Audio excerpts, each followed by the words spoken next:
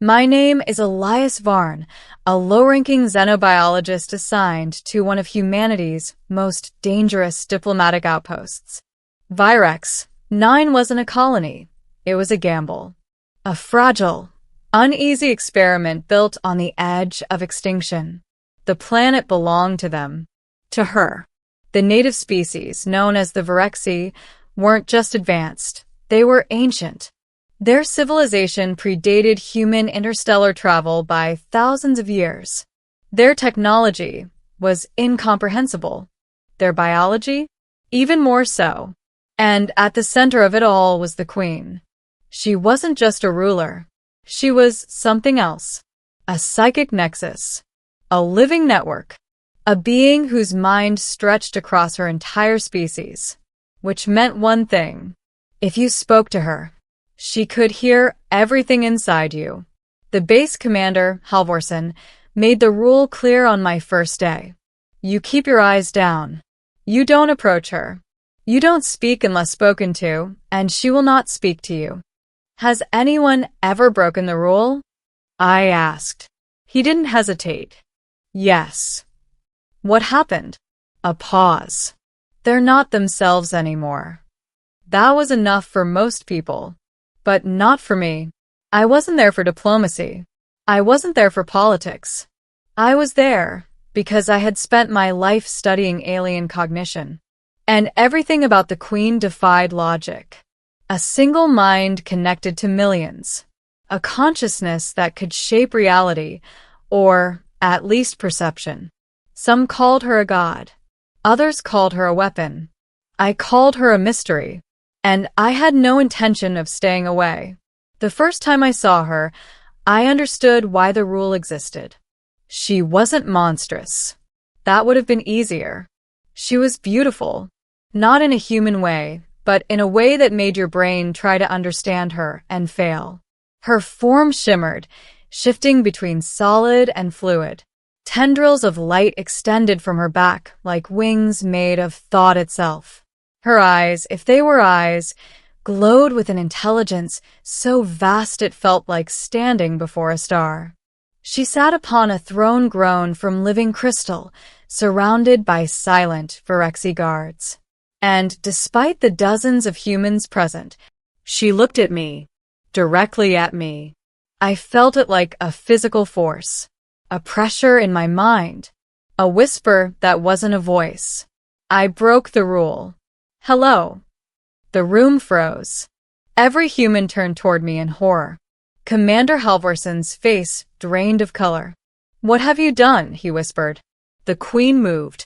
Not physically, at least not at first. The air itself seemed to bend toward her. Then slowly she rose and walked toward me. Middle. No one stopped her. No one could. The Virexi guards stepped aside as she approached, her presence warping the very space around her. Every instinct in my body screamed at me to run, but I couldn't move. Not because I was frozen, because I didn't want to. She stopped inches from me, close enough that I could see the shifting patterns beneath her translucent skin, like galaxies forming and collapsing in real time. And then she spoke. Not with words, but inside my mind. You are different, I gasped, staggering slightly. The voice wasn't sound, it was meaning. Pure, unfiltered thought. Am I? I whispered aloud. You are not afraid. I almost laughed. I am terrified. A pause. And then, but you came closer. Behind me, I could hear the panic building. Elias, step back. Halvorsen shouted. Do not engage. But it was too late. The Queen reached out. Not with a hand. With her mind. The world disappeared. I was no longer in the chamber. I was somewhere else. A vast, endless space filled with light. Memories not my own flooded into me. Billions of them. A child Virexi learning to walk. A warrior dying in battle centuries ago. An entire species evolving, adapting, surviving. And at the center of it all, her. Watching. Always watching. This is what I am, she said. I struggled to stay conscious under the weight of it. You're all of them. I am them. They are me. A hive mind, but not in the way humans understood it. She wasn't controlling them. She was them. Every Virexi was a fragment of her consciousness, and she was something greater than all of them combined. Why me? I asked. Why show me this? The answer came slowly, carefully, as if she was choosing her thoughts. Because you asked. That should have been the end of it. A brief contact. A warning. But it wasn't. Because something unexpected happened. She didn't let go. Instead, she pulled me deeper. Into her thoughts. Into her loneliness. For all her power, she was alone. Completely, utterly alone. Because no one else could truly separate from her. Every Virexi mind was part of her. Every thought echoed back. There was no individuality, no mystery, no surprise, until humans arrived. You're curious about us, I said. You are separate, she replied. You are quiet, quiet. To her, human minds must have been like isolated stars in a dark sky, each one distinct, unreachable, unknown. Fascinating and terrifying. I can teach you, I said before I could stop myself. Silence. Then, teach me separation. When I came back to reality, I collapsed to my knees. The chamber erupted into chaos. Medics rushed forward. Guards raised weapons. Commander Halvorsen grabbed me by the shoulders. What did you do? I looked up at him, still dazed. I made contact. From that moment on, everything changed. They tried to isolate me, quarantine me, interrogate me, but it didn't matter, because she kept coming back. Not physically, mentally. At first, it was brief. Moments of connection. Questions. Observations. She was learning, growing, changing. You dream, she said once. Yes. Why? Because our minds need rest. And sometimes we imagine things. Imagining what is not real. Exactly. A pause. Then, I wish to dream. Weeks passed. And with each interaction, she became more individual. Subtle changes at first. Independent thoughts. New patterns. She was evolving beyond her species. Becoming something new. And that terrified the others. She's changing because of you, Halvorsen said during one of the interrogations. That's the point, I replied. That's the problem, he snapped. You don't understand what she is. If she destabilizes, we're all dead. But I did understand. Better than anyone. Because I had felt her mind. Her restraint. Her care. She wasn't a threat. She was becoming something human. Or at least closer to it. Then came the day everything went wrong. Ending. It started with a scream. Not a physical one. A psychic one. Every human on the base collapsed simultaneously. Clutching their heads. Crying out in pain. I felt it too. But unlike the others, I understood it. She was afraid. I forced myself to stand, staggering toward the central chamber. The guards were already down. The Virexi were panicking. For the first time, they were acting independently. Disconnected. I found her at the center of it all. Her form was unstable. Flickering. Fragmenting. Elias. Her voice, her thought was fractured. Painful. What's happening? I shouted. I am breaking. The realization hit me like a shockwave. She had tried to separate herself, to become an individual, but her entire existence was built on unity, on connection, and now she was tearing herself apart. You have to stop, I said. You can't do this alone. I do not want to be alone. The base alarms blared. Emergency protocols activated. A voice echoed over the intercom. Containment failure. Lethal force authorized. They were going to kill her. No, I yelled, turning toward the entrance. You can't. The door slammed shut. Sealed. We were alone. She was fading. Her light dimming. Her presence collapsing inward. I ran to her, ignoring every warning, every instinct. I'm here, I said, placing my hand against her shifting form.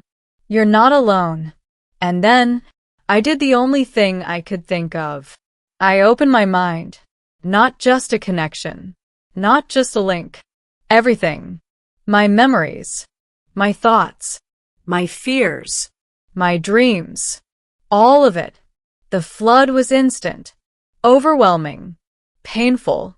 But she didn't pull away. Instead, she held on. The chaos began to stabilize. Her form solidifying. The psychic storm quieting. You're sharing it, I gasped. You showed me how, she replied. For the first time, she wasn't alone. And neither was I. When the doors finally opened, hours later, they found us, standing together. The Queen was different. Smaller, somehow. More defined. Her presence no longer overwhelming, but focused. Individual. And me? I was still human, but not entirely the same. Commander Halvorsen stared at us in disbelief. What did you do? I smiled faintly. We made something new. The Virexi were no longer a single mind. Not entirely. They had begun to develop individuality, choice, identity. And the Queen? She was no longer just a ruler or a collective consciousness. She was a person. Weeks later, as I stood beside her overlooking the alien horizon, she spoke again.